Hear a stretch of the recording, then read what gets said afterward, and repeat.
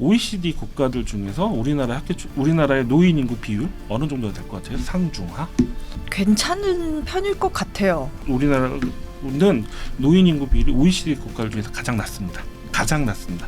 우리보다 더 젊은 인구 구조가 한 7개 나라가 있는데요. 그런 나라는 칠레나 멕시코와 같은 비서구권 국가, 아니면 유럽에서도 룩셈부르크나 아일랜드 같은 굉장히 소국이에요. 그런 나라들 제외하고는 우리나라가 가장 젊습니다. 58년 개띠가 올해 만 65세가 됩니다. 이제서야 노인기로 들어가는 거예요. 그러니까 노인 이전의 인구가 꽉 차 있어요. 82년까지 한 80만 명 이상, 100만 명에서 80만 명 계속 태어났거든요. 20년 넘게. 네네. 이 인구가 이제 주구장창 노인기로 진입을 하기 시작을 하는 거죠. 근데 밑에를 받쳐주는 젊은 친구들, 어린 친구들 없으니까 고령화 수준이 굉장히 빨라지겠죠. 우리나라가 지금은 OECD 국가 중에서 가장 젊은 편인데 불과 25년 후 정도가 지나면은 일본을 제치고 세계에서 가장 고령화된 나라가 될 거예요. 그리고 그때 노인 인구 비율은 40%를 넘는데요. 그러면서 우리가 상상할 수 없는 형태의 많은 일들이 일어나게 될 거예요. 네. 경제 신들을 모셔서 그분들의 깊은 인사이트를 한번 들어보는 3프로TV 신과 대화 시간입니다. 안녕하세요. 저는 오늘도 진행을 맡은 해담경제연구소 예진 소장이고요. 제 네. 옆에는 명민준입니다. 네, 잘생기고 멋지시고 센스 있으신 명민준 앵커님 함께 오셨습니다. 네. 저번에도 저희가 한번 다루긴 했었는데 이제 3프로TV에서도 관심 있게 지속적으로 지켜보는 분야이긴 합니다. 저출산 문제. 저출산. 예, 저출산 문제 우리 사회에 굉장히 중요한 부분이거든요. 이 부분에 대해서 오늘도 조금 더 깊은 얘기 나눠보려고 또 전문가 한 분을 모셨습니다. 네. 한국보건사회연구원의 이상림 박사님 모셨습니다. 어서 오세요. 안녕하세요. 진짜 진정성 있는 우리 패널이라고 느껴지는 게 또 네, 아이를 초등학교 맞습니다. 3학년 아이를 또 직접 데려오셨습니다. 네, 사실 내용은 굉장히 우리가 무거운 내용인데 네. 앞에 예쁜 어린 친구가 있으니까 자꾸 웃으면서 방송을 하게 돼요. 아, 너무 귀엽게 생겼어요. 그리고 이 저의 멘트에 이렇게 리액션을 너무 좋아요. 리액션이 웃어주고. 네. 그래서 오늘 너무 귀엽게 진짜 귀엽게 생겼어요. 네. 엄마 닮았나 봐요. 아빠 닮았어요? 알겠습니다. 네. 네. 바로 본론으로 들어가 보도록 하죠. 네. 일단은 역대 최저 출산율 0.75 뭐 이런 얘기가 나오는데 이거 지금 얼마나 심각한 상황인지 박사님은 어떻게 보시는지. 이런 역사가 없습니다. 이렇게 1.0 이하의 출산율이 나온 적이 2010년 범띠해로 알고 있는데 대만에서 그런 적이 한 번 있고요. 네. 동독이 통일됐을 때, 동독이 무너졌을 때 동독 지역이 한 0.75 정도 나온 적이 있습니다. 그리고 기록상으로는 대공황 시절에 오스트리아 빈이라든가 이런 유럽의 몇몇 도시에서 나타났다고 합니다. 네. 그 외에는 이런 적이 없어요. 특히 더 문제는 우리나라는 지금 경제 위기라든가 어떤 심각한 원인이 없이 지금 2016년부터 계속 내리막을 가고 있거든요. 네. 굉장히 구조적으로 안착되고 있는 구조이기 때문에 굉장히 심각하다고 할 수 있습니다. 한 예로 아마 우크라이나도 이것보다 출산율이 높을 거예요. 근데 전쟁이 나도 높습니다. 이 출산율하고 합계 출산율이라는 것도 있잖아요. 네. 이게 지금 저희가 말하는 수치가 같은 건 아니죠. 네, 아니 0.75. 또 이제 그 아이를 얼마나 많이 낳는가라는 개념을 네. 출산력이라고 하고요. 네. 출산력을 합계 출산율, 그러니까 여러 가지 출산율이 있는데 네. 그중에 합계 출산율로 얘기를 합니다. 근데 통상적으로 다른 출산율들은 인구 구조라든가 여성 인구의 비율이라든가 이런 것 때문에 영향을 받기 때문에 합계 출산율을 국제적으로 사용을 하고 있습니다. 그래서 합계 출산율을 하면은 그냥 출산율이다 생각하셔도 되겠습니다. 0.75 정도가 굉장히 심각한 수준이다. 예. 국제적 표준으로도. 심각한 게 아니라 없어요. 이런 나라는. 이거는 이 정도면은 멸종 위기종으로 달아가고 있는 한 명도 안 낳는다는 얘기니까. 예. 그리고 이거는 있을 수가 우리 인구학에서도 1.0 이하로 내려가는 예를 제가 배워본 적이 없어요. 와. 이거는 정말 심각한데 저는 이 얘기를 꼭 드리고 싶은 게 지금 이제 저출산 문제 그리고 아니면 고령화 문제 아니면 지방소멸 문제 이렇게 이 세 가지 우리나라 인구 문제 핵심이라고 보는데 예를 들어서 지금 도봉구의 어느 고등학교가 지금 폐교를 한다 심각하다 언론 보도 계속돼요. 알고 있었던 거예요. 그 한 5년 전부터 서울의 3구 북쪽에 있는 3구가 고령화 수준이 너무 높다. 그리고 서울에서도 초등학교 폐교가 일어나고 있다는 경고가 계속 나왔어요. 네. 근데 지금 뒤늦게 관심이 높아지고 있어서 저는 오히려 저 인구하는 입장에서 그 관심이 높아지는 고맙지, 좀 이제 좋은 일이라고 생각하지만은 너무 늦었고 왜 다 알고 있던 일을 지금 와서 호들갑이지 이런 생각도 듭니다. 그러면 뭐 지난번에 다른 분 나오셨을 때도 네. 저희가 이야기를 나눠봤지만 오늘의 메인 주제는 아니지만 갑자기 궁금해져서 박사님이 간단하게 생각하시는 왜 이런 진짜 역대급 그리고 글로벌 표준으로 봐도 낮은 출산율 우리나라의 특징 요거 뭡니까? 우리나라의 핵심은 저는 이제 고도성 압축 성장을 하면서 낳았던 모순들이 지금 모여서 청년 세대에 집중되고 있는 것 같아요. 대표적인 예가 아파트값 아니면은 직장 일자리가 우리가 IMF를 위기를 겪으면서 비정규직이 나오고 이런 건 좋습니다. 네. 이렇게 어쩔 수 없는 흐름이긴 한데 그러한 어려움들이 청년 세대에만 다 쏠려 있어요. 상대적으로 안정적인 기성세대 안정적인 자리를 가고 있고 비정규직화가 되더라도 미래를 꿈꿀 수 있도록 정규직과 비정규직 간의 격차를 줄인다든가 이런 식의 미래를 그릴 수 있는 그림이 돼야 되는데 우리 사회 그림은 고도성장기 때 구조를 가지고 있어요. 하지만 청년들이 맞닥뜨리고 있는 현실은 그러한 것들이 반영되지 못하는 시대를 살고 있기 때문에 기성세대와는 다른 선택을 할 수밖에 없는 거죠. 청년들이 아이를 안 낳는 게 아니라 못 낳도록 사회가 압박을 하고 있는 겁니다. 그러면 사회가 이제 청년들한테 미래적인 그런 경제적 여건을 약속해주지 못하는 분위기. 그렇죠. 아하, 알겠습니다. 네. 자, 그럼 오늘의 본론은 네. 이게 지금 역대급으로 진짜 전 세계 표준을 봐도 안 좋은 0.75 요 출산율. 요게 지속되면 과연 우리나라는 어떻게 되는가? 사실 그거를 많은 분들이 체감을 하지 못하는 것 같아요. 뭐 나는 아니고 그리고 미래에 올 일이고 지금 내가 못 느끼고 이러니까 크게 심각하게 않게 생각하시는 분들이 있거든요. 앞으로는 이거 어떻게 되는 겁니까?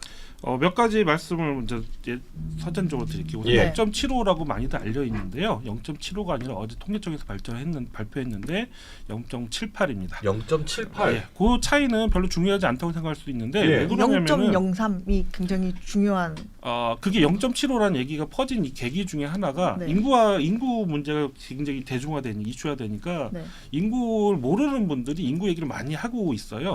그러면서 어떤 분이 방송에서 인터넷에서 많이 하시는데 우리나라 2, 4분기 학계 출산율이 작년에 0.75였는데 이제 2분기면은 태어난 아이들 숫자가 이미 정해져 있고 뱃속에 있기 때문에 뭐 0.75가 간다라고 얘기를 했어요. 그러니까 저는 숫자가 틀린 게 문제가 아니라 잘못된 지식이 전파되고 있는 거예요. 지금 여기는 우리 사회가 지금 이슈화가 되면서 하지만은 거기에 대한 논의가 고도화되지 못하면서 단편적인 내용들, 위기만 강조한 내용들이 많아지고 그러면서 잘못된 정보들도 많이 흐르고 있어요. 이것들을 바로 잡는 과정도 굉장히 중요하다고 생각됩니다. 두 번째, 우리나라 학교 출산율이 이게 낮은데 이게 계속 지속되면 어떻게 해야 되냐? 우리나라는 출산율이 굉장히 빠르게 줄어들었어요. 네. 세계적으로 유례를 살아볼 수 없이 성공적인 가족계획 정책에 성공을 했어요. 그리고 이것 때문에 우리나라 경제 발전에 굉장히 많은 기여를 했습니다. 저축률이 높아지고 교육 수준이 높아지고 인적 투자가 많이 되고 그래서 그 힘으로 70년대, 80년대 우리 고도 성장 계기가 됐어요. 예. 근데 거기에서 이제 인구 배당이라고 그러는데 우리가 그런 이득을 봤는데 이제는 인구 뎁트, 이제는 이제 빚으로 넘어오기 시작하는 구조예요. 우리나라 고령화 수준, 그러니까 저출산이 계속 누적이 되면서 그러면 아이들이 줄어드니까 나이 위에 있는 인구는 많아지고 네. 그러니까 고령화 당연히 되는 거죠. 그렇죠. 역삼각형 구도로 생각하시면 되겠습니다. 그러면서 고령화가 굉장히 유례 없이 빨라집니다. 그리고 고령화하면은 지금 우리나라 분들이 고령화 얘기가 많이 나오니까 뭐 고령화 노인 좀 많아져도 해볼만 하네라고 생각하시는 게 있어요. 여기서 제가 질문 하나 드리면 네. OECD 국가들 중에서 우리나라의 노인 인구 비율 어느 정도 될 것 같아요? 상중하? OECD 국가들 중에서 예. 저는 사실 괜찮은 편일 것 같아요. 네. 괜찮은 편일 것 같아요. 고령화 얘기를 많이 하다 보니까 우리가 굉장히 높은 수준일 것이다. 네. 얘기를 하신 분 되게 많아요. 근데 우리나라는 노인 인구 비율이 OECD 국가들 중에서 가장 낮습니다. 가장 낮습니다. 우리보다 더 젊은 인구 구조가 한 7개 나라가 있는데요.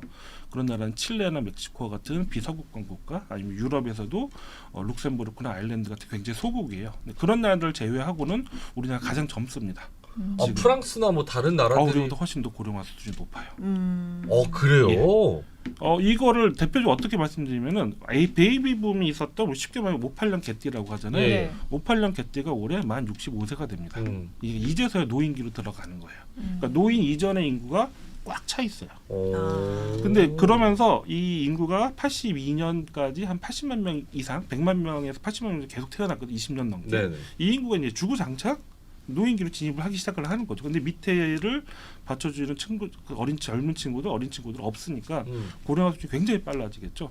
우리나라가 지금은 OECD 국가 중에서 가장 젊은 편인데 불과 25년 후 정도가 지나면은 일본을 제치고 세계에서 가장 고령화된 나라가 될 거예요. 그리고 그때 노인 인구 비율은 40%를 넘는데요.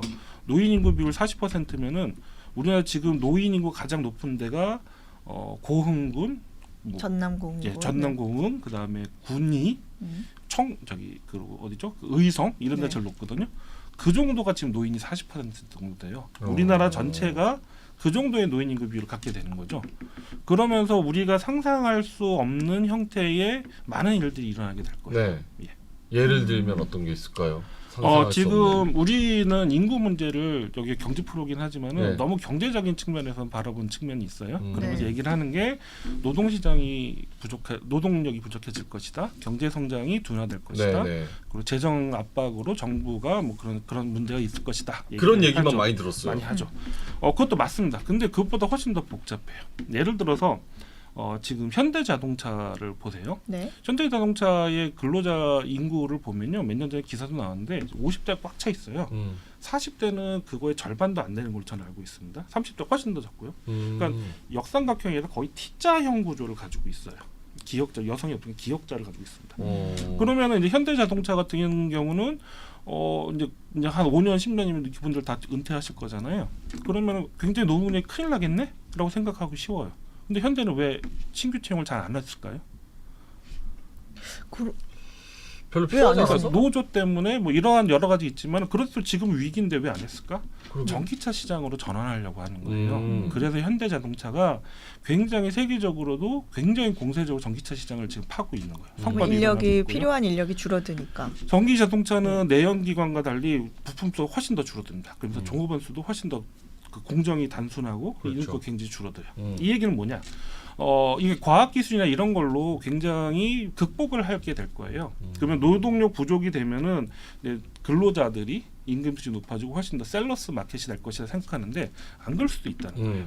격차가 벌어질 수도 있어요. 그러니까 인력을 대체 못하는 지역은 그런 시장은 굉장히 그 근로 조건이 좋아지고 반대로 그렇지 않은 시장은 오히려 일자리가 더 줄어드는 일자리가 형태로 없고. 그러면서 우리가 생각하지 못하는 형태의 일자리 격차 그리고 사회 갈등이 나오게 됩니다.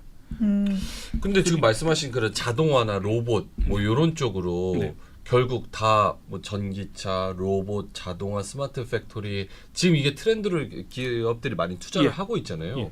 그게 어떻게 보면 우리가 고령화 사회로 가는데 우리한테 보면은 그나마 다행인 점이라고 생각해야 되는 거 아니에요? 그렇죠. 그런데 문제가 굉장히 복잡한 거예요. 그러니까 인구라는 게 노동력이기도 하고 소비자이기도 하고 납세자이기도 하고 또 국방을 맡기도 합니다. 그러니까 여러 가지 의미가 단면적인 의미가 있는데 그렇네요. 노동력으로만 보니까 그런 문제 생각이 되는 거예요. 그리고 이 자동화라든가 이런 기계 기술을 하면서 우리가 예상치도 못하는 또 다른 문제가 생기는 거예요. 예를 들어서 들면, 예.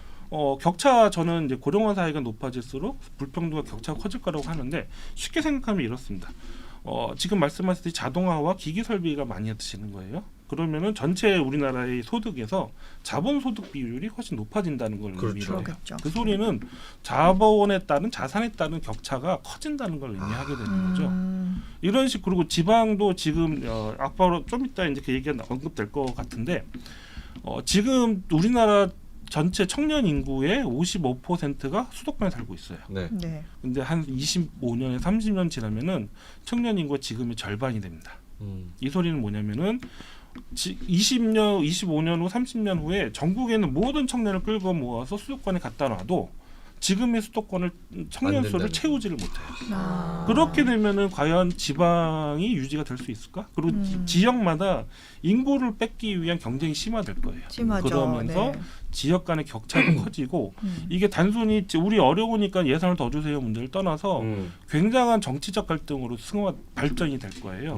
그러면서 미래 사회는 격차와 이런 그 불평등이 커지고 그럼 사회 갈등도 커지고 그리고 정부는 예산이 점점 더 힘들어진다. 그러면서 정부의 정책 역량은 점점 약화될 거예요. 그런 사회가 되면서 우리의 사회의 연대성이라든가 사회 통합의 문제가 심각하게 훼손될 수 있을 겁니다. 안 그래도 그 뭐 세금 지출 이런 뭐 지원금 지출 이런 게 갑자기 궁금해지는 게 있는데 그 예를 들어서 지방에 인구가 적어진 거랑 수도권에 많이 몰려 있는 거랑 이렇게 뭐라고 해야 되죠? 1인당 지자체에서 소비하는 세금이 그 달라지나요? 네. 예를 들어 인구가 적다고 하면 덜 소비가 되는 건지 오히려 더 많이 소비가 되는 건지. 제가 딱 그 연구를 했는데 네. 어떻게 아셨어요? 공부 많이 하는 있습니다. 다 알아보고 나오죠 저희가. 2010년 좀 오래되긴 했는데 2016년에 그 세출 비교를 한번 해봤어요. 네. 그 당시에 우리나라에서 복지 수준이 가장 높은 성남시와 우리나라에서 고령화 수준이 가장 높은 고흥군을 비교를 해봤습니다. 네. 그 당시로 성남시가 인구가 한 11배 정도 많아요. 그러니까 당연히 세금 그 세출 규모도 성남시가 훨씬 높겠죠. 네. 근데 1인당 복지로 보면은 숫자가 정확하게 기억이 안 나는데 성남시가 고흥군이 1인당 복지 지출량이 네. 한 2.7배 정도 높아요. 그럴 수도 음. 있겠죠. 노인분들이 그렇죠. 많으니까 네. 기초연금도 가겠고 아. 또 빈곤 수준 높으니까 그럴 수도 있겠죠. 그러면 1인당 전체 세출로 봤더니 네. 5배 정도가 고흥군이 더 높아요. 와. 그러니까 이러면 고흥군의 공무원분들이 예산을 펑펑 썼냐? 그게 아니라 고정 비용이 많아져요. 비주율이. 예를 들면 인구가 11배가 많다고 공무원이 11배 많은 건 아니잖아요. 그렇죠. 그리고 특히 지방으로 가면 갈수록 설비 관리, 도로라든가 상하수도라든가 전기라든가 네. 이런 거에 대한 관리 비용이 너무 많이 들어요. 고정 비용이. 그러면서 효율성은 점점 떨어집니다. 그래서 1인당 인구가 줄어들면 전체의 총 그 세출량은 줄어들 수도 있지만 1인당으로는 높아져요. 이게 그러면, 뭐냐? 네. 미래에는 재정 문제가 굉장히 심각한 문제가 가기 때문에 예산의 효율성이 굉장히 중요한 가치가 될 거예요. 근데 그럼 예산의 효율성이라는 가치와 우리 공동체의 자원을 어떻게 잘 쓸 거냐의 효율성의 문제와 네. 또 시민적 평등성이 있잖아요. 네. 고흥에 산다고 아니면 시골에 산다고 해서 상하수도를 못 쓰면 안 되잖아요. 네. 이게 두 개가 충돌하게 됩니다. 평등권과 효율성. 이런 식으로 세출의 비효율이라고 해야 되나요? 그러면 이게 심화가 되면 효율성이. 결국에는 어떻게 돼요? 이 지방이 정말 말 그대로 우리가 얘기하는 소멸이 된다, 뭐 합쳐진다, 아니면 뭐 비대칭이 된다. 어떤 결과를 초래할 수 있어요? 그건 우리가 선택을 해야죠. 선택? 예. 그러니까 우리 사회가 우리 공동체가 버리고 갈 것인지 다 살릴 것인지 아니면은 어떤 다른 대안을 찾을 것인지 우리 고민을 해야 돼요. 그죠? 선택지가 있습니까? 예를 들면은 지금의 우리 지방소멸 문제가 커지면서 지방소멸 기금이라든가 이런 식으로 해서 많은 예산이 투여됩니다. 뭐 1년마다 1조씩 10년간 투자되고 그러는데요. 거기에 기초를 하고 있는 철학은 뭐냐면은 우리의 229개 기초지자체가 그대로 다 간다는 전제를 하는 거예요. 그걸 이제 우리 업계에서는 n분의 1 전략이라고 하는데 네. 네. 모두 같이 나눠갔다는데 과연 그게 맞는가? 아까 말씀드렸듯이 청년이 그렇게 모자르고 인구가 지속하기 힘든 상황이 되면은 n분의 1로 모든 걸 다 살리냐 아니면은 몇 개를 모으려야 되는가? 근데 행정 통합 얘기가 나오고요. 네.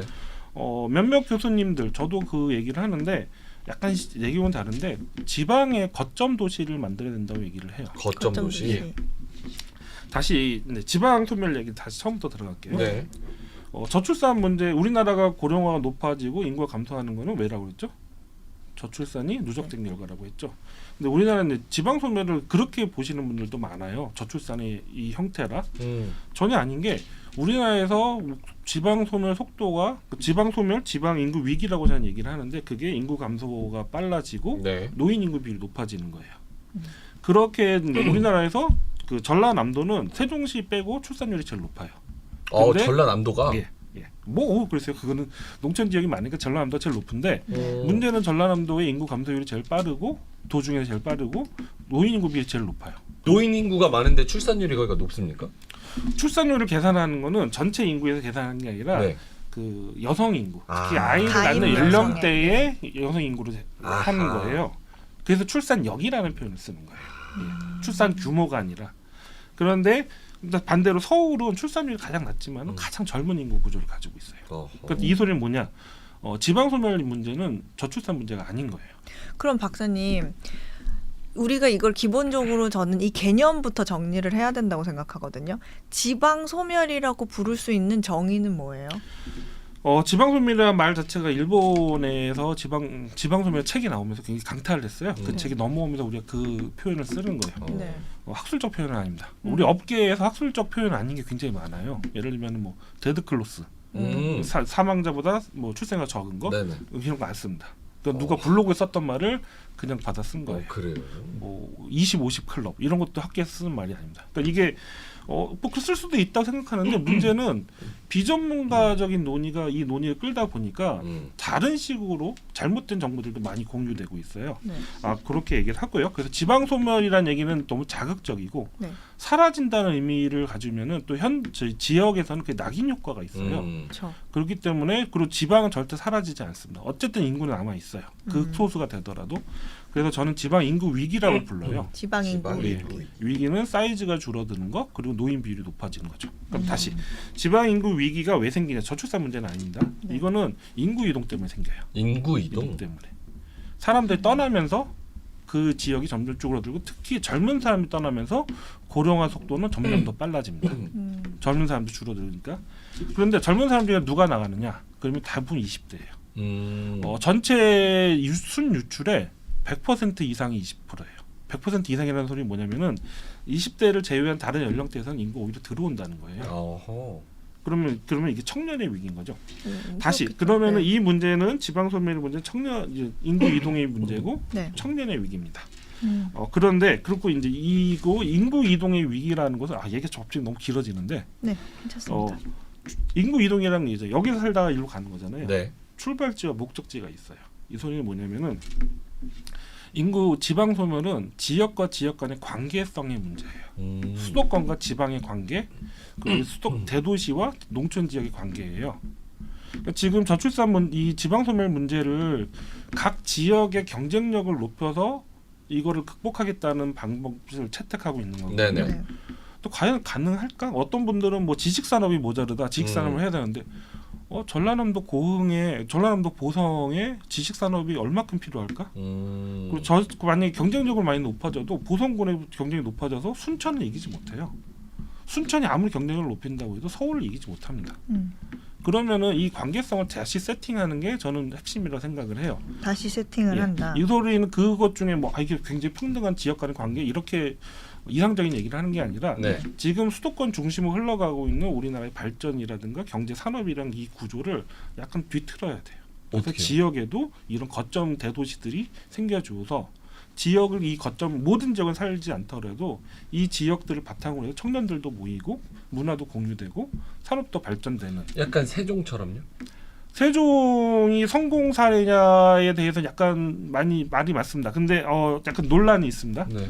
저는 이렇게 너무 많은 혁신 도시 좀 너무 그때 많아졌던 것 같고요. 지역마다 거점 도시들이 있으면서 수도권으로 청년들이 더 빨아가지 않게끔 지역에서 잡아두고 인근에서 계속 자기의 생애 잔착을 해서 가족을 꾸리고 아이를 낳고 이러한 과정들이 하게끔 그런 구조를 바꾸는 게 필요하다고 생각을 해요. 그러니까 박사님 말씀은 인구 이동, 그러니까 이동한 인구들을 다시 재배치를 해야 된다고 말씀하시는 건가요? 재배치는 힘들고요. 네. 덜 떠나게. 덜 떠나더라도 떠나게. 멀지 않게 떠나게. 근데 사실 그런 거는 인구가 이동되는 이유, 젊은 층이 수도권으로 몰리는 이유는 대부분이 거의 일자리를 위한 거거나 그렇죠. 아니면은 조금 더 좋은 교육 환경으로 떠나기 위한 거거나 인데 문화생활도. 그러려면 다시 불러들이려면 좋은 교육 환경을 지방에 마련하거나 좋은 회사가 지방에 있어야 되는데 그게 현실적으로 그게 쉽지는 않죠. 예를 들면 뭐 일본 같은 경우에는 요즘에 뭐 그런 거 있다 그래요. 뭐 도쿄에 모여 있는 일본 기업들의 본사를 지방으로 이전하면 세제 혜택을 주면서 이제 일꾼들도 그쪽으로 몰려갈 수 있게 한다. 근데 사실 그거는 선택을 해야 되는 거잖아요. 내가 지방 가기 싫으면 안 가는 거잖아요. 뭐 다른 회사로 옮길 수도 있는 그렇죠. 거고. 근데 그게 어떤 방식으로 해야 다시 몰려올 수 있다고 그러니까 생각하시는 거예요? 굉장히 어렵고 네. 큰 문제예요. 아. 이거는 예산을 얼마 투여해 사업 몇 가지 사업으로 해결할 수 있는 문제가 아닙니다. 우리의 발전을 잠깐 우리가 발전 경로를 되돌아봐야 되고 우리는 앞으로 고령화 사회, 초고령 사회, 우리 미래 사회는 우리 사회를 어떻게 발전시킬까의 세팅을 고민해야 되는 문제예요. 그래서 훨씬 더 크고 그래서 사회적 합의도 필요하고 그렇다고 생각을 합니다. 아까 굉장히 좋은 말씀 많이 하셨어요. 지금 저 솔직히 제가 강의할 때 쓰는 대학원에서 강의할 때 하는 얘기들을 많이 하셨어요, 진짜로. 일자리 청년은 지역을 떠나는데 왜 떠나냐 보면은 20대 초반, 19세부터 20대 초반은 교육이에요. 네. 절대 교육이에요. 그러다 이게 점점 갑자기 훅 떨어지고요. 20대 중반을 지나면서 일자리 문제가 올라옵니다. 그 인구 이동할 때 왜 전입 사유 적을 때 왜 네. 떠나는 걸 적거든요. 일자리 사유가 청년들 훨씬 높아져요. 음. 그래서 일자리를 만들어야 된다라는 정책들을 많이 합니다. 이게 굉장히 모순적인 얘기를 많이 하는데 어떤 지역에서는 청년들을 유치하기 위해서 일자리 센터도 만들고 무슨 막 사업들도 해요. 근데 문제는 그 지역들은 청년들이 안 들어와서 문제가 아니라 떠나서 문제예요. 말장난이 아니라 네. 예산을 가지고 자기 지역의 청년들을 소외시키는 거예요. 청년들을 덜 나가게 해야 되는 게 문제고 두 번째, 그럼 일자리만 세우면 되는가? 그럼 일자리는 왜 안 생기는가? 여건이 안 좋으니까 안 생기는 거죠. 얼마 전에 몇 년 전에 구미시에 하이닉스 유치하려고 구미 시민들이 진짜 엄청 노력을 했잖아요. 네. 근데 안 갔어요. 왜 안 갔는지 뭐 세세 혜택도 다 좋은 거 아는데 왜 그런 선택을 했냐면은 안정적으로 좋은 청년 그 노동력이 공급되지 못할 거라는 불안감이 있었던 거예요. 구미는 안 올 것이다. 예. 그래서 수도권으로 간 거죠. 지금도 이미 많은 기업들이 뭐 공장을 확장하거나 새로 만들 때 네. 옛날에는 천연선이라고 했는데 아예 처음부터 그것도 불안하다 해서 아예 처음부터 경기도로 들어오는 기업들이 많아져요. 그러니까 이거 굉장히 상호적인 문제예요. 일자리가 없어 청년이 떠나기도 하지만 청년이 떠나면서 생활 여건이 나빠지고 교육 여건이 나빠지고 그리고 특히 이제 중산층들이 떠납니다. 그럼 지역의 빈곤화가 이루어지고 그러면서 점점 활력이 잃어가는 거예요. 악순환이네. 예. 그러니까 이게 같이 돌아가요. 그러니까 이거를 한가 일자리만 딱 던진다고 되는 문제가 아니라 일자리를 대면서 여건이라든가 교육 환경이 같이 돌아가야 됩니다. 그래서 이 문제는 종합예술이에요. 굉장히 중앙정부와 기초단체와 일반 그 지역에 있는 지역에 있는 주민들도 같이 협력을 해야 되고요. 그리고 이것을 하나의 뭐 인국과 무슨 뭐 청년 정책과 이런 데서 해결하는 문제가 아니라 네. 모든 노력들이 토탈리 들어가야 돼요. 이것은 지방선거 문제뿐만 아니라 사실은 저출산 문제도 그렇습니다. 저는 저출산 문제 얘기를 할 때 전담 부처를 만들어야 된다는 얘기를 사실 많이 해요. 네. 과연 그럴까? 청년들이 아이를 안 낳는 이유 우선 눈에 보이는 게 딱 보이잖아요. 우리 다 알잖아요. 네. 집값이 높아서 일자리가 안 좋아서 교육비가 많이 들어서 이거 다 부처가 다른 거예요. 교육부, 국토부, 노동부. 네. 근데 다른 부처를 하나 만들면은 이게 통합이 될까? 안 되죠. 그래서 저는 그런 식의 부처를 만드는 거는 참 그런 거 참 좋아하시는 분들이 있어요. 무슨 전담 장관 만들면은 좋고 뭐 이렇게 이 사람 다 책임 몰아주면 될 것처럼 같이 가야 돼. 그리고 또 정부에서 잘못하고 있는 것 중에 하나가 아이를 낳기만 하세요. 정부에서 키워줄게요. 제가 알기로는 북유럽도 그런 얘기는 안 해요. 같이 해야 되는 거예요. 그리고 맞아요. 아이를 안 낳는 여성 특히 이제 아이를 안 낳는 청년들이 힘들어지는 거, 그래서 특히 여성들이 힘들어지는 이유 중에 많은 것은 사실 민간 영역에 있어요. 뭐 가사 부담이라든지 아니면은 고용 안정성이라든지 육아 휴직이 이런 것들이 다 있거든요. 민간이 책임져야 될 부분도 있는 거예요. 네. 그러면 같이 가야죠. 정부에서만 예산을 통해서 다 해주겠다 이런 것이 아니라 우리 공동체가 같이 이 문제를 어떻게 해야 되는가. 우리는 이 문제에 대해서 좋은 얘기를 하는 게 되게 힘든 얘기예요. 예를 들면 우리 아파트 값을 어떻게 낮출 것인가. 청년들에게 더 많은 기회를 주기 위해서 우리 공동체는 어떤 노력을 해야 될 것인가. 여성들에게 더 많은 이 부담감들을 줄여주기 위해서 우리 공동체는 우리 사회는 어떤 노력을 해야 되는가. 같은 합의가 같이 필요하다고 생각을 합니다. 그런 면에서 지금 이렇게 관심이 높아지는 거는 아까 처음에 말씀드렸지만 굉장히 좋은 일이지만은 이것을 자꾸 왜곡되게 정부의 탓만 한다든가 몇몇 뭐 전문가들 계속 이런 얘기해요. 특단의 조치가 필요하다. 이 15년째 전문가들 특단의 조치를 얘기해요. 특단의 조치가 뭔가요? 하면은 그건 내가 모르지 이래요. 특단의 조치는 없습니다. 우리가 같이 마음을 먹고 같이 해야 되고 그 설계도를 찬찬히 그려야 돼요. 늦었지만은 그거 말고 답이 없습니다. 그럼 우리는 어떻게 해야 되고 정부는 어떻게 해야 되나요? 같이 해야 된다고 말씀하시면 이 두 가지 문제가 있어요. 인구 문제도 인구 정책도 이제 완화 정책, 적응 정책이라고 하는데 네. 이제 우리 사회를 어떻게 바꿀 출산율을 어떻게 높일 것인가에 대해서는 되게 우리가 개개인이 할 일은 사실 많지는 않습니다. 그럼에도 불구하고 예를 들면은 우리가 되돌아 봐야 돼요.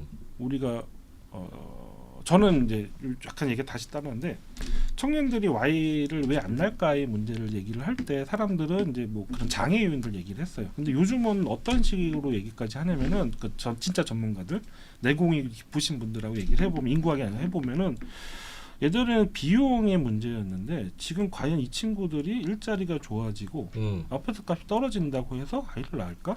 저 공감해요. 아닌 것 같아요. 가치관이 달라졌어요. 이게 왜 달라졌냐는 여러 사람들이 얘기가 있는데 본원적인 가족을 꾸리고 아이를 키우는 것에 대한 행복감 그런 디자이어 자체가 굉장히 낮아졌어요. 언제부터 맞아요. 낮아졌냐? 97년도 IMF 이후로 우리는 빠르게 그걸 훼손시켰어요. 가족이 이상하게 변했어요. 어떤 목적을 위해 달려가는 유격대처럼 됐어요. 그러니까 중산층에 떨어진 분들은 살아남기 위해서 근근히 다 찢어서 노력을 했어야 됐고 중산층에 남아있는 분들도 지키기 노력을 했고 그러기 위해서 좋은 학원을 보내고 그러니까 애들의 몫은 공부 엄마의 몫은 지원해 주는 거 아빠의 몫은 돈 벌어오는 거 그리고 우리가 지향하는 거는 좋은 아파트에 어떤 차에 어떤 대학을 가고 이런 거가 됐어요. 우리가 중산층의 성공한 중산층 가족의 모델은 있는데 행복한 가족의 상은 없어요. 그러니까요. 우리가 과연 우리 가족은 행복한가? 아닐걸요? 이게 저도 가끔 이제 아이가 하나라고 그러면 이제 둘째 낳아야지 하나만 있으면 외로워. 근데 전 속으로 막 소름이 이렇게 치면서 아니요, 이렇게 둘째요 아니요 이렇게 얘기하거든요. 그리고 저 인구 말씀하시면서 요 얘기 하시는 분 처음 봤어요. 왜냐면 이게 제 친구들도 어느 정도 경제적인 여건이 갖춰져도 무슨 생각을 하냐면 나 진짜 열심히 살아서 여기까지 왔는데 그래도 나는 내 삶에 별로 만족을 못해. 나 별로 안 행복해. 그러면 내 애를 낳으면 내 애가 나처럼 똑같이 공부하고 진짜 피 튀기게 경쟁하고 막 해가지고 올라와도 나만큼 올라와도 여기가 끝이겠구나. 우리 앞에도 그 말씀 꼭 하셔야 되겠어요. 애기구나가. 그래 제 주변은 약간 그런 경향이 있어요. 그래서 내가 아기를 낳아도 내가 열심히 노력했지만 별로 그렇게 인풋 대비 아웃풋이 내가 행복도에서 만족을 못하기 때문에 이거를 내 애한테 물려줄 자신이 없다. 약간 이런 생각을 하는 젊은 층들이 많더라고요. 저는 사실 이미 낳았잖아요.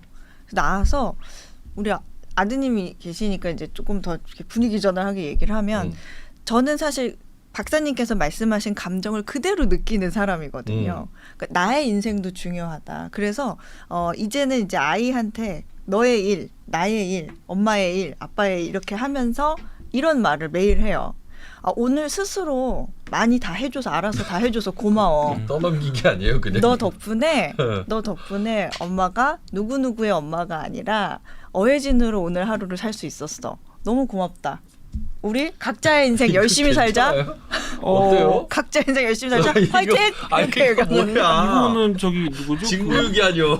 오 박사님이 말씀을 하셔야 될 것 같고 제가 이제 가족 심리학은 아니니까. 근데 이런 거예요. 네. 우리가 소소하게 느끼는 아이를 키우면 느끼는 행복감. 내가 힘들게 짜증나고 왔는데 아이가 아빠하고 튀어왔을 때 그 모습. 이 가치가 중요한데 중요하지 않게 생각하기 시작을 했어요, 우리가. 맞아요. 제 말이 그 말입니다. 그 말이에요. 예. 우리 애가 너무 이쁘게 자기 일을 잘해줘서 너무 고마워. 난 이게 행복해. 이런 것들이 우리가 왜 자꾸 버리지? 예를 들면은 너 이제 자꾸 이제 주관적으로 떨어지는데 케이블 TV 그런 거 있잖아요. 쭉 한 10명이 나서 자기 집안 욕만 막. 그거 싫어.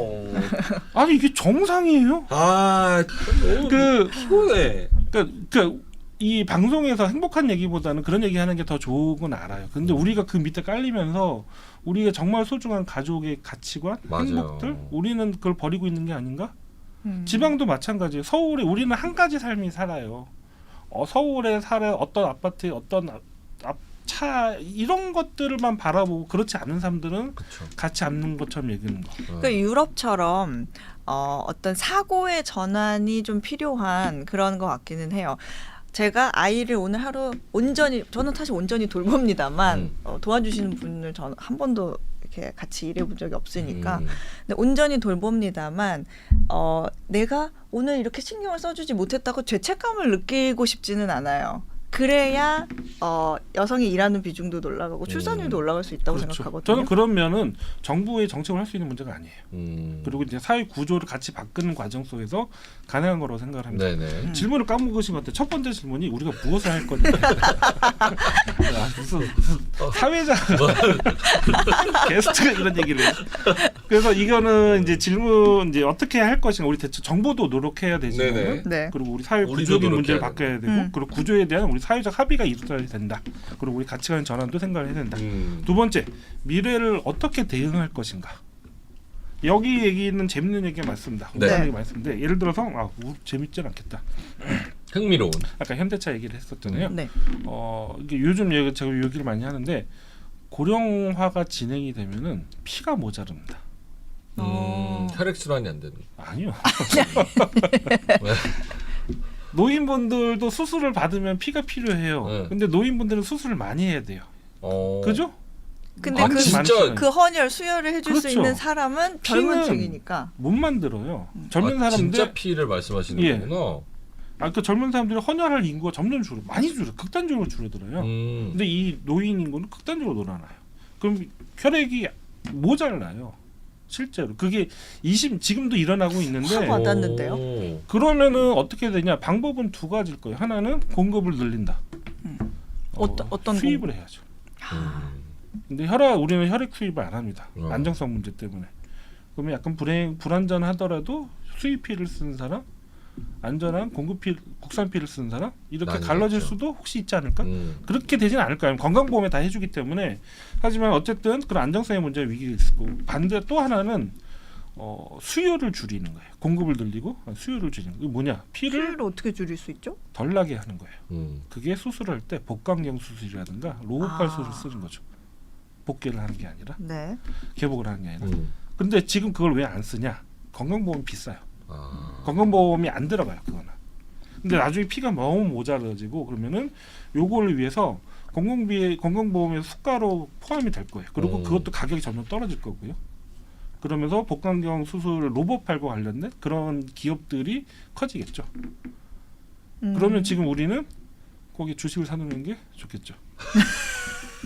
제가 이건 농담인데 미래를 우리가 그림을 구체적으로 그려야 돼요. 그리고 어떤 것이 일어날까? 지금 뭐 표면적으로 노인이 많으면 노동력 부족해요. 이렇게 노동력 부족하지가 않아 이상한 식으로 흘러갈 거예요. 외국인 근로자 들어오고 아까 말씀드렸던 자동화라든가 이런 게 되면서 굉장히 복잡다단하게 흘러갈 거예요. 이거를 좀 미리 예측을 정확하진 않더라도 우리가 예측을 하면 할수록 그리고 거기에 대해서 빨리빨리 우리가 준비를 하면 할수록 미래의 비용 우리가 지불해야 될 비용은 굉장히 줄어들 수가 있어요. 그거 잘 예측하고 준비하고 있는 이웃 나라들이 있나요?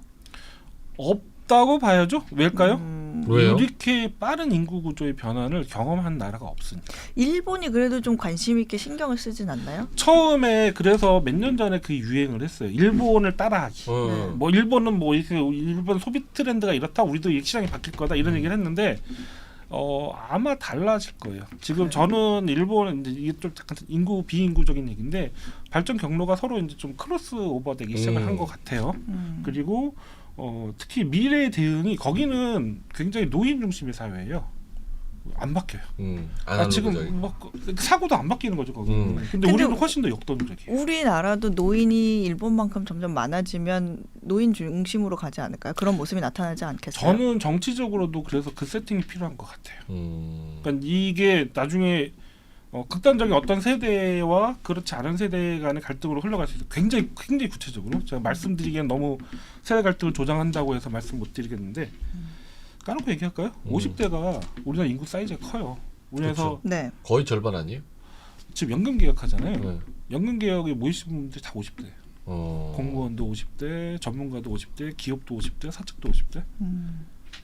그러면 그래서 제가 아까 말한 세대를 위해서 세대 공정성을 위해서 어떤 양보를 할 것인가를 고민해야 된다. 굉장히 정치적인 문제예요. 이거. 너무 어렵다. 근데 해야 돼요. 이 문제에 대한 제기가 있어야 되고 자꾸 몇 가지 사업을 정부에서 뭐 극단적 특단의 조치 이런 걸로 해결할 고민을 기대하지 말고 우리가 어떤 식으로 설계할 것인가, 미래 사회를 어떻게 설계할 것이고 거기 어떻게 대응할 것인가는 기술적인 거 그리고 그런 이과적인 거, 뭐 수치적인 거, 인구학에 반응 그런 거와 더불어 사회적인 거, 정치적인 거, 문화적, 가치적인 거 같이 고민을 해야 돼요. 그러니까 우리 사회에서는 고령화라는 것이 이렇게 생각을 합니다. 고령화의 좋은 점이 뭐냐? 하나도 없어요. 나이 먹는 게 뭐가 좋? 우리 사회가 늙어가는 뭐가 좋? 한 가지 좋은 게 있다면 우리 사회를 재세팅할 수 있는 기회가 되는 거예요. 어떻게요?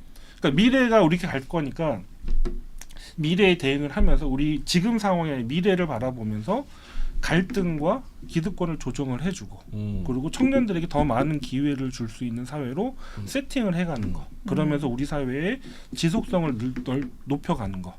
그 작업을 지금부터 해야 돼요. 지금 많이 늦었어요. 출산율을 바라보면서 우리가 너무 그러니까 사육하는 느낌? 사람을? 현상만 보고 숫자만 보는 것 같아요. 그리고 어느 순간부터 숫자 자체가 인구학이 됐고 숫자 자체가 우리의 논의의 전부가 되어버렸어요. 인구라는 게요. 제가 몇 살에 대학을 졸업해서 어느 직장을 들어가서 어떤 여성을 만나서 짝을 이루고 정착을 하고 아이를 낳고 둘째를 하고 이런 게 복잡하잖아요. 이런 것들 다 모인 총합이 인구예요. 그 문제를 자꾸 비용과 그런 어떤 정책 수단의 문제로 해서 보면 안 된다. 단순하게 퉁칠 수가 없는 문제. 그렇죠. 그러면서 깊게 들어가면 아까 공감하셨던 그 청년들의 느낌의 문제, 어떤 그 삶에서 느끼시는 그런 행복감이라든가 이런 가치의 문제들 이런 것들이 인구의 영역으로 들어와야 되는 거예요. 근데 박사님 제가 다 이거 쭉 들어보니까 결국 이게 종합예술이라고 말씀을 하셨잖아요. 그러면 이게 옛날에 막 무슨 어떤 뭐 금모으기 캠페인 막 이런 것처럼 나라가 진짜 영순위 뭔가 프로파간다로 딱 잡고 이거를 이렇게 으쌰으쌰해서 영순위 정책으로 잡겠다. 이거 진짜 위기다 하고 중앙정부에서 정말 높은 사람들이 딱 모여서 해주지 않는 이상 이게 그냥 우리끼리 으쌰으쌰해서 될 일은 아닌 것 같은데 지금. 근데 이 얘기가 인구 얘기지만 사실은 다시 찌르다 보면요. 기술 얘기기도 하고 금융 얘기기도 그쵸. 하고 다 달라요. 각 모든 영역에서 이거에 그러니까 모아서 한 방에 같이 끌고 가자는 것보다는 네. 워낙 복잡한 문제이기 때문에 각 영역에서 인구가 어떻게 가고 우리는 어떻게 지향을 해야 되는지라는 영역의 답들이 있어져야 돼요. 저는 그게 더 맞다고 생각을 해요. 그래서 부처도 뭐 국토부의 주거 문제를 할 때 청년들에게 우리 저출산 문제 관련해서 어떻게 정책을 짜야 되지? 각각의 교육부도 뭐 이런 그런 저출산을 맞이해서 미래 고령화 사회를 해서 우리는 지금 입시 교육에서 직업 교육으로 평생 교육 어떻게 전환을 하지? 각각을 하고 그걸 모아주는 거. 방향성을 제공해주고 안 되는 부분은 미래가 강제 좀 추진 리더십 정책 리더십을 추진해가는 거. 네네. 이런 것들이 답인 것 같아요. 한 가지 모여서 으쌰 하면은 그게 이제 요즘 말 많은 이제 헝가리 예예요. 헝가리가 어떤데요? 헝가리 학교 출산율이 1.3 정도였다가 2010년 정도에 2015년을 넘으면서 1.6 수준으로 올라왔어요. 그래서 성공을 한 것 같다라고 얘기를 평가를 해요. 그 대표적인 정책이 세 가지가 있는데 하나는 집을 한 4천만 원 정도를 대출을 해주고 그다음에 아이를 낳으면은 유예를 줘요. 상환을. 셋을 낳으면은 면제를 해줘요. 그게 있고 또 하나는 자동차를 살 때 왜 자동차인지 모르는데 그때 굉장히 혜택을 많이 준대요. 아이가 많으면. 그리고 여성들은 아이를 키우는 여성은 세금을 면제해줘요. 근로세를. 오 좋다. 이런 이제 굉장히 재정적 인센티브를 해줘. 그리고 정부가 이게 좀 정치적인 내용도 있어요. 그러니까 인구가 거기도 저출산이 심하고 고령화가 빨리 가는데 이거를 외국인 노동력으로 바르는 걸 싫어해요. 우파 정부라서 유럽은 또 그런 게 있잖아요. 그러면서 이제 정부에서 강압하게 그리고 이제 경기 부양 정책을 이렇게 약간 퍼퓰리즘 스타일로 갔는데 그래서 출산율이 올랐다 좋은 거다 우리 따라하자 얘기를 하잖아요. 네네네. 그게 좋을까 우리 회사 할까? 첫 번째 그 소리는 집이 4천만 원 융자인데 출산율이 올라 효과가 있다면은 뭐냐면 그 동네는 집값이 그 정도인 거예요. 그렇죠. 엄청 훨씬 싼 싸다는 거죠. 두 번째는 아이를 셋을 낳으면은 이 면제해 주잖아요. 여성들도 일하고 싶어요. 둘째를 낳는데 이제는 일하고 싶은데 셋을 낳아야 돼요. 그러니까 일자리로 직업으로 보는 게 집안에 눌러 앉히는 효과가 있어요. 거기는 이혼을 하면요. 120일 내로 그걸 100% 상환을 해야 된대요. 이혼을 하자면. 그 소리는 뭐냐면 이혼을 못 하게 만드는 거예요. 그러니까 그러니까 그런 정책이 우리한테 있을까? 그렇게 강압적으로 어떤 아젠다 설정해서 모든 사회가 그걸로 탁 쏠려 가는 거 우리가 그런 거 참 좋아하잖아요. 근데 실제로 그러면 부작용이 너무 클 거예요. 사실 그런 유인책이 글쎄요, 단기적인 효과는 있을지 모르겠지만 나라의 재정 문제로 봤을 때도 무리가 되지 않을까요? 그렇죠. 지속 가능하지가 않겠죠. 네. 그리고 아까 이제 지방 소멸 뭐 청년들의 일자리 문제 이런 걸 했을 때 뭐 다른 나라에서도 마찬가지긴 하지만 일자리를 지방에 만들어 주자 이렇게 고민을 하면서 농업에 대한 좀 농업 쪽으로 청년들이 와서 일을 할 수 있게끔 아니면 그 지방 특색 산업에 조금 다시 청년들이 모일 수 있게끔 그런 거를 매력을 느낄 수 있게끔 발전을 시켜주자라는 것도 다른 나라나 뭐 우리나라도 있기는 하거든요. 지원금 네. 같은 거. 네. 근데 문제는 저도 그런 생각이 드는데 청년들이 그런 업종의 매력을 느낄 수 있느냐가 저는 사실 의문이에요. 사실 일자리를 수도권이나 도심으로 간다는 거는 뭔가 조금 더 디지털화되고 좀 더 프로페셔널하고 미래지향적인 일을 하고 싶어서 간다라고 해도 무리가 아닐 수 있는데 그래서 저는 구조 얘기를 하면서 네. 지역에 어떤 그 공장을 세우고 도 중요한데 네. 지금 중요한 건 지역의 지식산업, 컨텐츠 산업이 네. 있어줘야 돼요. 그런 거점 도시가 서울에서만 있는 게 아니라 지방에서도 지방에 맞게끔 있어줘야 돼요. 그게 없으면은 청년들을 모으지 못합니다. 지금 지방의 인구가 줄어드는 이유 중에 핵심 중에 하나가 제조업의 위기가 같이 있어요. 그러니까 제조업으로만 뚫으려고 하면은 한계는 분명히 있어요. 그렇기 위해서는 만드는데 청년이 모이게끔 하는 일자리, 그리고 모이게끔 하는 여건들을 만들어줘야 되고 이것은 과연 229개 지자체로 다 n분의 1로 나눠주는 형태가 적절할지 네. 아니면은 어떤 수준에서 모아야 될지 이런 거는 다시 사회적 합의가 있어야죠. 지금 논의는 지금부터 시작을 해야죠. 아직은 우리나라에서는 그런 부분에 대해서는 조금 미진한 상황인 건가요? 문제의식을 느끼시는 분들은 많죠. 근데 세상을 바꾸기가 힘들죠. 특히 정책 당국은 공무원분을 욕하는 게 아니라 지금 막 지역에 어느 거점 도시를 만든다? 당장 옆에 있는 도시는 우리는 어떡하라고. 그러니까 정치적 갈등이 되게 심해요. 그렇죠. 인구 문제는 사실은 굉장히 정치적인 문제예요. 그래서 사회적 합의도 중요하다는 것. 요거 저출산 고령화 위원회 요거는 잘 하고 있습니까? 저출산 우리나라 인구 정책이라는 게 어떻게 되냐면요. 저출산 고령사회 기본 계획이라는 게 있어요. 그게 우리나라 인구 정책이라고 봐도 무방해요. 네. 근데 여기는 220개 사업들이 쌓여 있어요. 220개 정도 되는 사업들이. 네. 문제는 그 사업들 사람들은 그게 우리가 저출산을 해결하는 매뉴얼처럼 생각을 하는데 이거 다 해요. 100% 다 실행을 해요. 부처에서는 할 수 있는 일을 한 거예요, 사실은. 해결하는 문제가 아니라. 이 문제는 다시 약간 반복 비슷한 얘기를 했는데 자꾸 우리나라 저출산 문제의 핵심은 인구 문제의 정부 정책의 가장 잘못된 점은 정책 기조로 국가의 정책 기조로 다가갈 문제를 자꾸 사업으로 접근을 한 것 같아요. 찢어서. 그러면서 이러면 부처는 예산을 확보하기 좋고 하던 사업을 하는 거 쉬워요. 구조를 바꾸고 이런 어려운 일보다는 쉽게 하고 여기에 또 전문가들도 거기 타협을 했어요. 우리 업종. 뭐 어떤 내가 관련돼 있는 뭐 돌봄, 복지, 뭐 젠더 이런 것들의 사업을 늘리기에 좋으니까 자꾸 일로 들어오고 그런 역할을 했거든요. 그래서 저출산 고령사회 위원회는 저출산 고령사회 기본계획 체제는 한계에 다다랐다는 거는 이미 지난 정부의 위원회에서 그 얘기는 나왔고요. 그거를 하려는 작업에 있어요.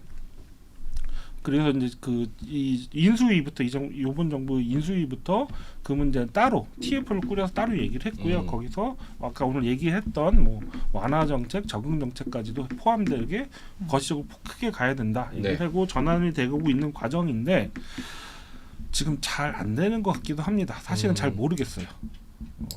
진행이 굉장히 복잡하게 흘러가고 있는 것 같아요. 그럼에도 불구하고 우리는 우리 나름대로 준비를 해야 될 것 같아요.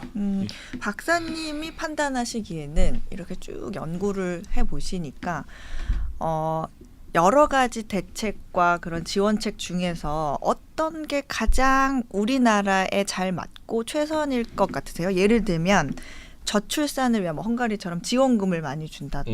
아니면 컴팩트 시티를 뭐 주변에 만들어서 도시를 한번 재건해 본다든지 뭐 일본이 뭐 그런 경우가 있죠. 뭐 도시를 아예 다 리모델링을 한다고 해서 다 같이 이제 끌어다니는 거, 유입 인구를 늘려가지고 뭐 그런다든지 아니면 오히려 지방의 일자리 문제를 조금 우선적으로 해서 청년들이 나간 청년들을 다시 끌어모으는 거.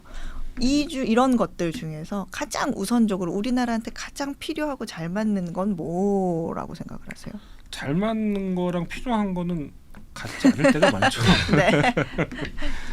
지금 저는 필요한 거는 지역의 청년들, 특히 서비스업과 지식산업들을 키우는 일들을 해야 하는 게 제일 중요하다고 생각되고요. 그게 제일 필요하고 두 번째는 지금 노동 현장에서 청년들이 플랫폼 노동이라든지 비정규직 굉장히 흘러가요. 거기에 대해서 안전장치를 만들어주는 게 중요한 것 같아요.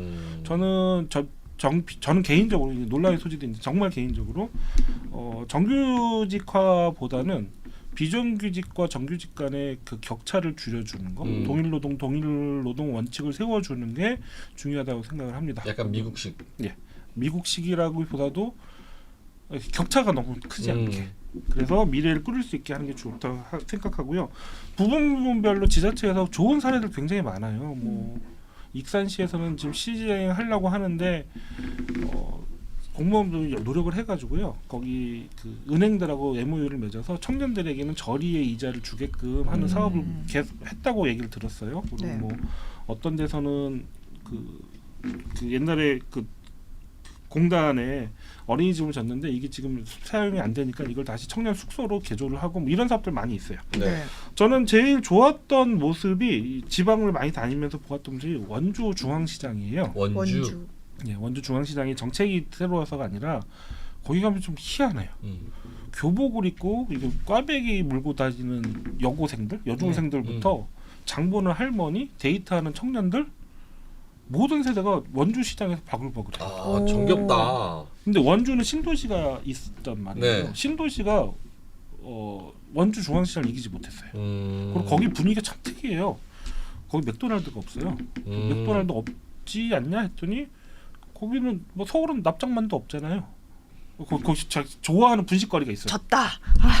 애들이 그런 자부심이 있어요. 그런 게 있어야 돼요. 그러니까 진짜. 지역화된 거 자꾸 카피를 해서 따라가는 게 아니라 지역의 가치를 서로 쉐어하면서 지켜나가려고 하는 거. 근데 이것도 굉장히 어려워지고는 있는데 원주는 그러면 저는 그게 제일 인상적이었고 그거의 머릿속에 이 모델로 가지고 있어요. 뭐 요즘 뭐 백종원 뭐 회장 네. 대표도 뭘 하고 뭐 그런데 아마 그분도 그런 식의 머릿속에 있을 거예요. 맞아요. 왜냐면 다른 해외에서 다른 도시들을 생각해 보면 어떤 도시에서 다른 도시로 이동하는데 거부감이 별로 없어요. 그냥 특색만 있을 뿐이지. 여기서 일로 이동하면 뭐 요거는 좀 불편하겠지만 요런 특색이 있으니까 여기로 가겠다. 이런 별로 거부감이 없는데 여기서는 서울에서 수도권에서 청년들한테 너 어디 시골로 가 이러면 벌써 고민부터 하잖아요. 레벨의 문제 우리나라는 지역 간의 지역 간 이 특색의 색깔의 문제가 아니라 얼마큼 발전됐냐의 문제로만 가고 있는데 특히 우리 사회는 굉장히 소비에 어떤 비교적인 소비에 올인을 하고 있는 사회잖아요. 서울로 사람들이 모일 수밖에 없는 거예요. 서울이 아닌 삶은 실패한 삶이 되는 겁니다. 그런 면에서 저는 원주 중앙시장이 굉장히 매력적이에요. 저 모델을 어떻게 지역화하면 좋을까? 뭐 그 고민들을 많이 하고 있어요. 제 사촌 누나가 원주 살거든요. 네. 그래가지고 지지난주에 만나서 밥 먹으면서 전통시장 얘기했었는데 신도시랑 전통시장이 살짝 떨어져 있다고 네, 하더라고요. 그 얘기 했었는데 그 얘기 얘기하면은, 자체가 아마 그럴 거예요. 그 원주 중앙시장이 얼마큼 삶의 와있나를 보여주는 예일 거예요. 그러니까 우리는 전통시장 얘기 안 하잖아요. 서울에 사는 친구들. 그게 그만큼 생활 속에 와 있기 때문에 그럴 거예요. 뭔가 여러 세대를 하나로 묶어주는 유인하는 그런 매개체인 것 같네요. 네. 참 그게 복잡하면서도 어려우면서도 중요하면서도 네. 좀 시급한 문제 같습니다. 그러게 말입니다.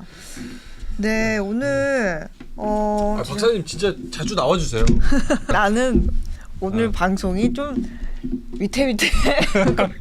조금 불안불안하죠. 일단 박사님 저기 건강한 모습으로 밝은 근데 모습으로 아니요. 꼭 다시 뵙고 싶은데. 이게 그만큼 중요한 얘기니까 박사님이 맞아요. 총대 메고 말씀해 주신 거예요. 맞아요. 저희는 사실 오늘 방송이 너무 재밌었거든요.